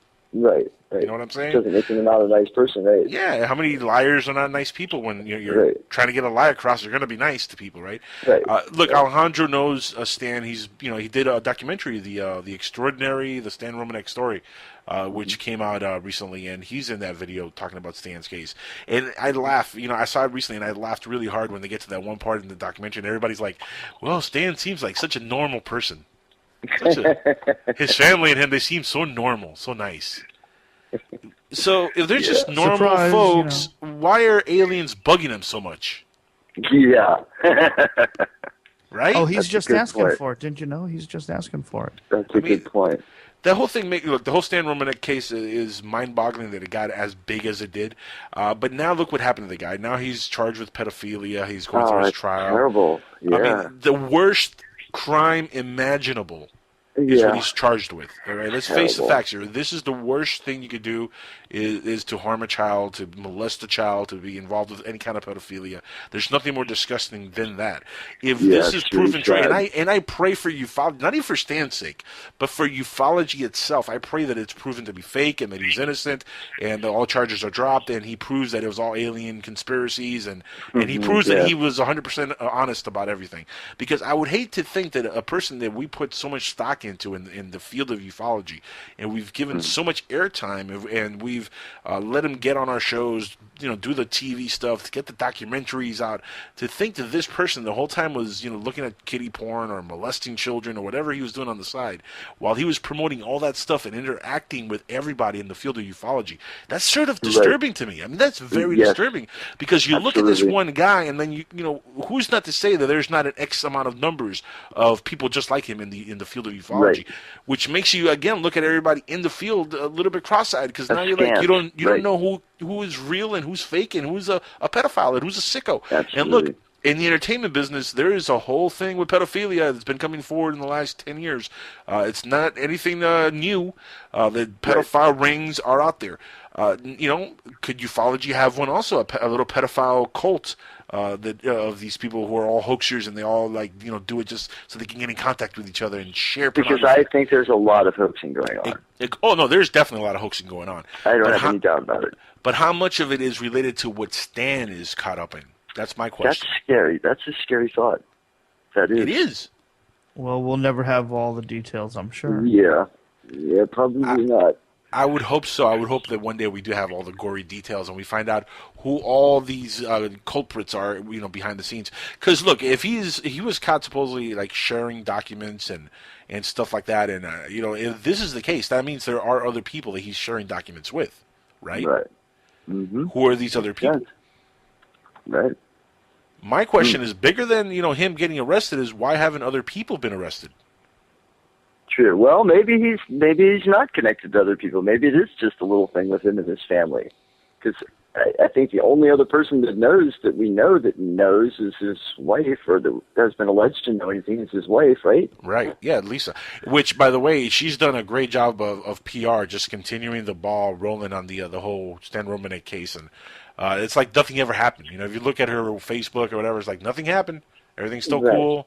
We're still promoting the documentary, the books. By the way, donate some money because we're broke. I mean, that's pretty much what you see now on her page. Right.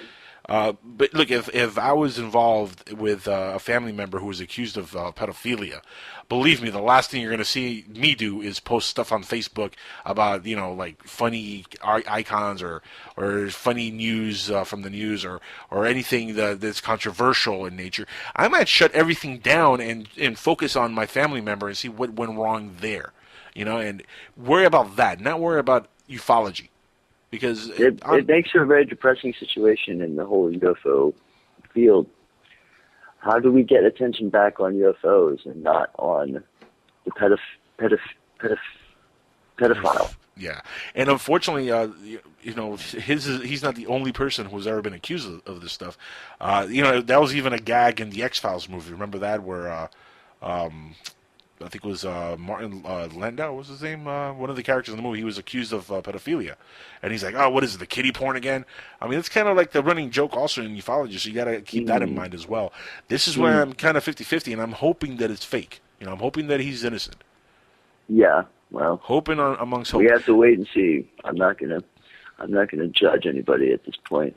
No, we got to give him his due process and let him go through his trial and prove that he's innocent if he is innocent. You know what I mean? And that's good. Look, if he is found guilty and all the evidence comes out and it's really, really gory, that cannot be good for the entire state of ufology. I think we have to evaluate who we put out there a little bit better in the future. Just have a little bit of detachment, Yeah, a little bit too much.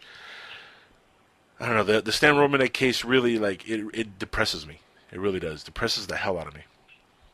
Yeah, but here's as you said earlier, if there's no one else that they're going after in the community to arrest, it sounds a little like a plant. Interesting. They're not seriously. They're obviously he's not cooperating with the law enforcement because he's got no information. He can't roll over on someone else. We don't know if he's cooperated or not yet. I mean, there's been no news has come out since the arrest. It's been very quiet. So who knows if he's snitching on people and talking? I mean, we have no idea until this thing becomes a trial. If it ever goes to trial, I mean, this could end up like the R. Kelly debacle. Yeah, right. You know what happened you throw enough money. Yeah, you know what happened? You throw enough money at it, it goes away. Exactly. Now, I don't know if Stan has that kind of money. Maybe. Yeah, I was just going to say, I don't think Stan has that kind of money to throw much money at this. I don't think he's going to be able to throw money until it goes away, unfortunately for him. But how do you feel? I mean, do you feel, because I don't know if you've seen all the evidence, but do you feel that maybe Stan at first was really experiencing some kind of alien connection, abduction or scenario, and then he kind of fabricated a lot of stuff later on? Or do you think it was all fake from the beginning, or what are your thoughts on that, Preston? Personally, I like I said, I don't really want to judge anybody, but I've always been kind of leery. There's some people that strike me as really shady. Stan Romanek is one of them. That video, as soon as I saw that video of the bobbing head in the window, I've never been able to put any stock into anything Stan Romanek says whatsoever. And there's other people like that around in the field that I just can't put any stock into whatsoever. And then there's others who I watch tell their story who I don't have any problem believing for 1 second. Those old women with their little kid in Texas years ago when I was a kid that had the UFO fly over, escorted by all the helicopters, and they came down with all the radiation sickness. I'm 99% sure that was some kind of military operation. It was probably a military craft that flew over their car. But it was something very real. I believe those people when they tell their story. I see the evidence on their hands, their swelling and their sores and the sickness. And I've seen doctors' reports. They got very sick. I've seen the kid now grown up. He's in his 40s now. I think he's my age, and he's very sincere. He just wants answers. He wants the military to come out and tell him what happened. I believe him every step of the way. Yeah, and then there's people that are there are some that I don't know what to think. Who was the guy from Area 50? Bob Lazar. That guy seems so believable. I hate this. I might be being taken for a ride, but I so badly want to believe him because he just tells a really good story. He really does. He might be a complete flim-flam artist, but darn it, he spins a great yarn. If he's making that up, he's right there with Daniel Webster. I mean, he's a storyteller extraordinaire. Stan Friedman does not believe Bob Lazar's story. Really, he doesn't. Now, I like Stan Friedman. I do like Friedman. I think he's a researcher that does pretty good work. I don't think he's taken for a ride very often. I think everybody is sometimes. But by the way, shout out to Stan Friedman, who's been a little bit under the weather. He's been having heart trouble, right? Yeah, he had a heart attack, I believe, recently, and he's doing a little bit better. So our prayers are with him. Hopefully, he gets full recovery. Yeah. So, he's a great researcher, and the Mirage Men movie that came out pinpointed some stuff that even he was duped in. A lot of it is conspiracy junk. A lot of it is the whole Majestic 12. I hate seeing that Majestic 12 gets such attention as a real organization when it was all fake. It might be. Yeah. There might be an organization like that out there, but that whole thing, that whole sheaf of papers and film, and that's all the hoax. Yep. That's all like made up stuff. But I see it regurgitated on these UFO sci-fi shows now. God, what was the last one I was just watching? I don't know what day of the week were you watching it. Exactly. There's so many now. But it was just they share the room full of suits around a table, and they're talking about Majestic 12 and the various big names that were on the panel or in the organization. And I'm like, no, this is not real. This is fabricated. This is fiction. Yep. But that doesn't mean that there isn't an organization up there. You look at the documents that Richard Dolman has prized out of the military. There's obviously people on some of these military bases that were being reported to the UFO officer on the military base. If if you have a UFO report, you go to the UFO officer. Well, who is that guy reporting to? By the way, that was on an episode of UFO Hunters. Which was they dug up the highway. Right. Oh, right. Okay. And of course, I think they don't get the credit they deserve, but that show really was. I think the cusp or the UFO the veil. Yeah, that show really. Yeah, that was a good show. That was a show that really broke through and made made it possible for History Channel and those kind of channels to really expand on this subject and put these kind of shows on the air. And they did a really good job on that show. Yeah, they did. I think they kept it from being overly sensationalistic very well. Yep. Great job. You're dealing with real researchers also. Bill Burns is a hell of a real researcher. Right. I know that for a fact. I produce the guy's show on Monday nights. Right on. Working with him alone will tell you, that he knows what he's talking about just by listening. It's funny because we get into conversation sometimes, Preston, and I just I tune out. Like I completely just mute myself and I just sit there and listen. I don't even want to say anything. I just want to hear the information because it's so much information that this man has. That's great. And legit researcher, and again, that's the show that really made it possible for a lot of the shows like Ancient Aliens and all these other shows that are out now. Absolutely. That are so popular now. Even Crazy Hair Giorgio Tsoukalos has his own show now. I saw that. I saw that he has a new show where he's going around the world looking at mysteries, not just UFO related. I don't think. I think they're no. It's all aliens. It's all UFO. Is it all aliens? Okay. Yeah, come on, it's Giorgio. It's aliens, yeah. I wasn't thinking. Sorry, lack of sleep syndrome.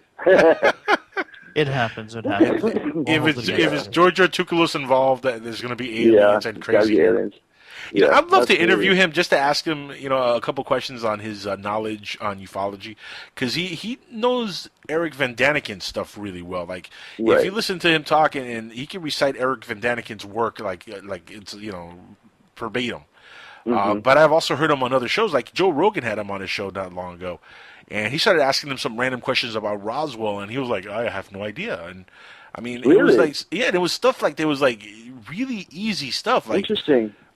Which really baffled me because I was like, this guy who's gotten so much attention can't answer like simple questions about Roswell. Like That's stuff really that interesting. Your average person would know. Like if you're semi-interested in the UFO phenomenon, what's the first case that normally everybody talks about? Right. Roswell. Right? Right. Before Roswell, Kenneth Arnold. Yahtzee. Betty and Barney Hill. Betty and Barney Hill. But really, Roswell is the cream of the crop. That's the case. Yeah. That and Rendlesham, I think. Which, by the way, there's a conference coming up in Rendlesham. Yeah, I heard you guys mention that. They're going to shed some new light on I was going to say, did I hear you saying something about new light? Yeah? Yeah, it's off in the distance. What are they possibly talking about now? 30 years later, you got me. I don't know. That was the question. Yeah. I would like to know. Because it's possible, like I think Alan said, maybe they prized out some new documents or something, because didn't the British release all those documents a couple of years ago? Yeah, but what possible documents could they possibly release? Oh, a guy came forward saying he saw a light at the corner of his window. Well, you didn't know about the radiation until tonight, did you? I had heard about the radiation, but I didn't know it was that spread. I heard there was radiation on there, but I didn't. It's the first I've heard tonight that there was an actual British military report. Isn't that what you said, Alan? That there was a British military report talking about radiation. I didn't know that until just now, until tonight. So that's new for me. I would like to know more about that, actually, because I know a lot about the story. I actually had lunch with the guy who wrote Left at Eastgate when he was first publishing it years ago, back in, I guess, the end of 1999, maybe 2000, somewhere around that, maybe 1998 or 97 even, I don't know. Was it that long ago? It's a pretty long time ago now. I just remember having lunch with him, or brunch, here in New York City. Yeah, and, brunch. So, I mean, I've been paying attention to that case for years. Had brunch. I think it's fascinating that, is it Peniston that claims that he had the code in his head from touching the ship? I don't know how much credence to put in that, the binary code, but I still think it's fascinating. Peniston, Sergeant Peniston, isn't that his name?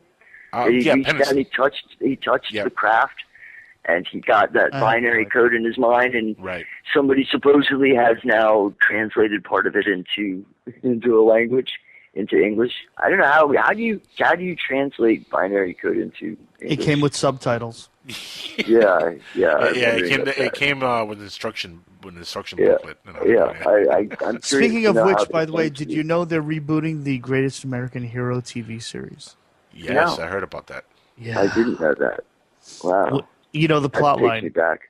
Aliens give this guy a superhero costume. The problem is and all the superpowers are in the costume.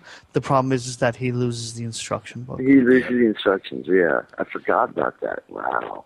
I love that show growing up. In fact, William Catt was like a hero to me when I was a kid. Literally, it was great American hero. Too. Yeah. You know what's funny? They were saying on a report when they mentioned they were going to bring that show back or reboot it. They were like, back then we had William Catt. This time around, let's get Cat Williams. What do you think of that? Cat Williams is the greatest American hero. I'm down. I'll watch that. That'll be interesting. That'd be a heck of a twist, wouldn't it? It would be, definitely. That's another a great TV series that deals with aliens, and the media has helped a lot also in feeding this obsession with the whole UFO phenomenon for the last 70 years, and it really has started with Hollywood. Do you think a lot of the Hollywood movies and stuff that's come out has been like mandated by the government? Because I have that theory that the government got together. That's really interesting. You mentioned that. I was thinking about that earlier tonight. There's got to be some involvement. I used to be friends with. Well, I am friends with Catherine Austin Fitz, and she was somebody who used to put a lot of stock into movies having to being like secret message carriers, that they would be telling us secret facts in the background, like insiders are writing these scripts and selling them to Hollywood, and they're getting official backing, and that's how these movies are made, and they're telling us things, and they're giving us subliminal messages and programming us basically. And there's other people who are trying to divulge information to the public through these movies, like Eyes Wide Shut would be a great example, that they're, divulging the secrets of secret societies to the public at large. And these are insiders that are giving us this information through fictional storytelling. I don't know how much stock to put into that or not. But sure, some of these scripts are obviously written by people who have experience in what they're writing about. That's how Ian Fleming wrote James Bond. He was a spy in World War II. He was in the OSS. He knew about spycraft, so he came up with a spy figure. So obviously some of these stories are probably written by people who have had some kind of experience in what they're talking about. But at the same time, are some of these movies really being financed intentionally to tell us these things, these secret stories like parables, without really telling us that they're telling us parables? They could be. I know that the ONGCP was planting anti-drug messages in mainstream television programming years ago. Yeah. You know, and I'm sure it's still ongoing and using taxpayer money to program us without telling us that we're paying for our programming.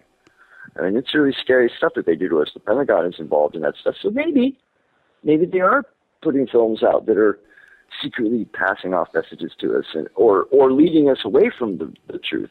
It could go either way, right? Yeah, no, that's the best way to give misinformation. Right. Or just to confuse the field. Hey, let's give them some good aliens, some bad aliens, and a little bit in between. They don't know what the heck is going on. To confuse the field, absolutely. I think it's much more effective to confuse it, to muddy it up, than it is to try to completely lead us astray. Yeah. There's also a pattern. If you look at it, there's a pattern. Like every couple of decades, you'll get hostile aliens, and then you get a while where they're really nice aliens. Then you get another like decade or so where they're hostile and want to kill the planet. I mean, in the 70s and 80s, you had the Close Encounters of the Third Kind, which do you think they're friendly, or do you think aliens are friendly, or do you think they're aggressive? I think it's a little bit of both. I think it's actually what the movies are telling you. You're going to have your hostile aliens. You're going to have your good aliens. You're going to have look, we have that here on Earth. You can go to any part of this country and you find nice people. You find a-holes.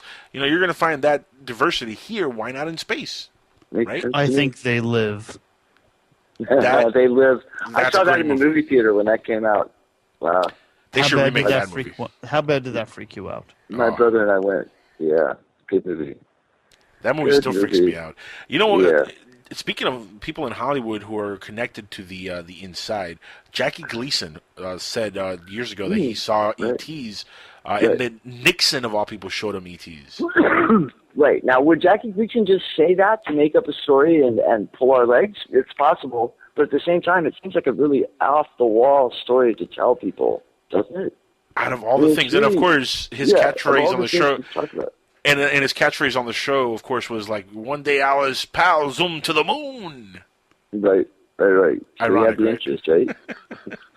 Interesting. The guy was definitely interested in the whole space phenomenon. Preston, look, we're almost out of time. We're actually running short here. We only have a couple more minutes. I want to definitely give you a chance to promote your links, tell anybody where they can catch you. If you're going to be at a convention or anything, please divulge the information so people could follow your work, man. You're definitely a character that I think people should keep in touch with. Right on. Thank you, Angel. Well, my book is Disinformation Guide to Ancient Aliens, Lost Civilizations, Astonishing Archaeology, and Hidden History. And contributors include Dan Hancock, David Childress, Michael Arbuthnot, Robert Schock, William Corliss, Michael Cremo, Colin Wilson, Van Doniken, and John Anthony West, among many, many others.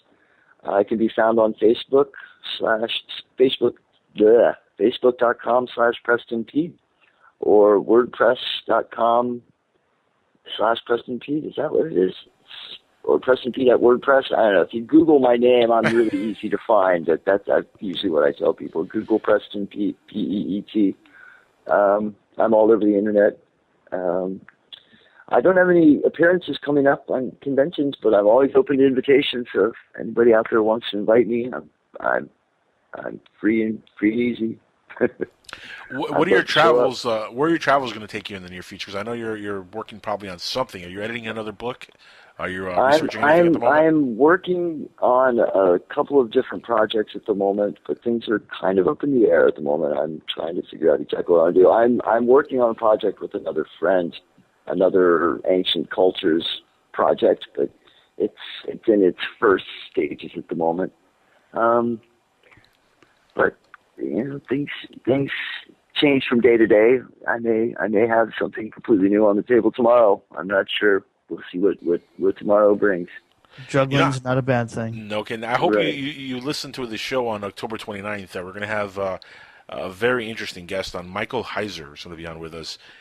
He is the person who debunked Zecharia Sitchin, the entire Anunnaki theory. He debunked it. I would like to hear him, definitely. He's also part of the Ancient Aliens Debunked DVD or documentary. A lot of his work is what they're referencing in that documentary. In fact, he is Right in on. the documentary as well.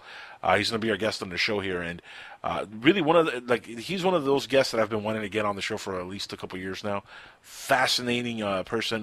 Just looking at what he put out there and researching it myself blew my mind away. I mean, it really did, because a lot of the stuff that he talked about was so on the money. When you do your own homework, that's the key here. Do your own research, do your own homework. Right. Don't take things at face value and just let Right. somebody like Van Daniken or David Icke or one of these Because guys say, there is plenty "This of is it." evidence. There is plenty of evidence for visitation, and there's plenty of things that point towards the idea that, okay, maybe there is something to these stories, but not all of those stories point Correct. to visitation. Correct. So you're right. It's good to be discerning, and that's what I always try to do with all of my work. I want my readers to read it for themselves. If the story that was given to me for my book was well researched and well argued and well cited, I was perfectly willing to publish it, whether I believed it or not, because I want my readers to make up their minds. I want them to do the research. There's, like I said at the beginning of the show, there's 50 sides to every story, not just one or two. So it's good to have as many viewpoints out there as possible, so that we can look at the things that are wrong and say, no, that's wrong, and know to look for those in the future. If you use that as a source, we know that your research is pretty fallacious. Exactly. Right? Exactly. So please, hopefully you're listening to that show. There should definitely be an interesting show with Michael. I will. Guys, we're all out of time. Preston, thank you so much again for being on the show here. Yeah, with us. absolutely. Angel. It's great talking to Thank you. you. Thank you, guys. Alan, good to meet you. Peace and love, guys. Have a good night. You Take will. care, Preston. Guys, that's been the great Preston Peet. Again, follow his work, and if you guys want to get to his links and you don't know exactly how to do it, you can't remember his name or whatever, go to skywatchersradio.com. The podcast will be there within 10 minutes after the show is over, and you'll be able to follow all the links and everything right on there. Also, if you guys want to listen in, I'm pretty sure Keith will replay this again later on tonight on Dark Matter, so if you missed the show tonight, keep listening in, and if you caught it like halfway through and you want to hear the beginning, listen in. I'm sure Keith will replay it in a couple hours. We're all out of time, though. It's been fun. We'll be back next week. Alan, myself, and our very special guest will be on next week. Alan, you have any idea who's going to be on with us next week at all? No? No, you want to surprise me and give me a hint? His name is, well, I'm not going to give you a hint. I'm just going to tell you. His name is Steve Fermani. Aha. Steve Fermani. And if you guys don't know who he is, Google him. Interesting dude. You guys are going to love it. So stick around next week. Skywatchers Radio, 1 a.m. Eastern, 10 p.m. Pacific Standard Time. Be there or be square. Good night, everybody. Excellent. Stay classy.